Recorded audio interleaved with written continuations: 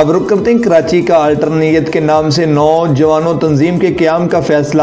25 رکنی working committee کا انتخاب نوجوانوں کو درپیش مسائل اور منظم انداز میں ان سے نمرت آزما ہونے کے لیے دوسرا اجتماع فیڈریشن کے آفس میں منعقد ہوا۔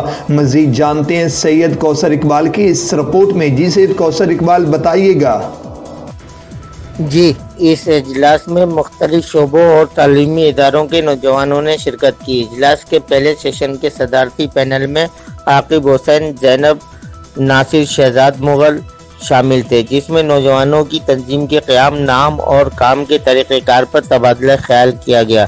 اجلاس میں نوجوانوں نے الٹرنیٹ نام سے ایک نئی تنظیم کے قیام کا اعلان کیا۔ اس موقع پہ 25 رکنی عبوری ورکنگ کمیٹی کا چناؤ بھی عمل میں لایا گیا۔ نوجوانوں کی نئی تنظیم الٹرنیٹ کے قیام کی وجوہات، اعزاز و مقاصد اور آئندہ کے لائحہ عمل سے متعلق ہونے والے فیصلوں کا اعلان ایک پریس کانفرنس کے ذریعے کیا جائے گا۔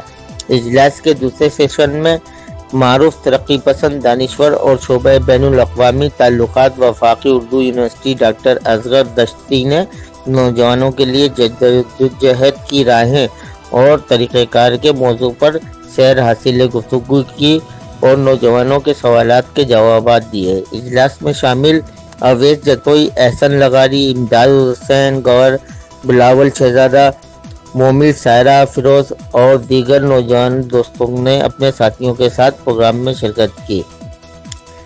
الٹرنیٹ کا اگلا اجلاس جنوری کے وسط میں منعقد کیا جائے گا، جس میں تنظیمی سرگرمیوں کے شیڈول کا فیصلہ کیا جائے گا۔